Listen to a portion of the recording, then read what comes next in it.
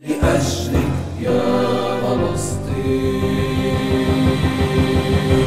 لأجلك حلفت يمينا لأجلك غزة، بعيني وقلبي وروحي شهود بأن لا غرام يضاهيك غزة، فأنت بعينك اكتمال الوجود.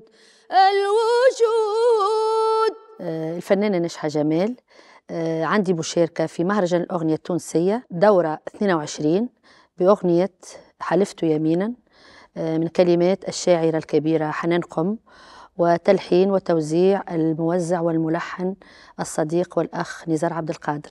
التسمية جات من عند الشاعرة اللي نحييها برشا، لأنه تربطنا أنا والشاعرة والملحن علاقة متاع صحبة متاع أخوة، معناها حتى كي تقدم كلمات حتى في إطار آخر، معناها في موضوع آخر تسمعه لي، معناها هي كانت ثمرة متاع مجموعة متاع أصحاب. كيف كلمني نزار وحنان قالوا لي عنا غنية معناتها تتغنى بفلسطين، مشيت سمعت الغنية كما العادة، معناها كما قلت لك حلفت يمينا للقضية الفلسطينية بالطبع، لأجلك غزة.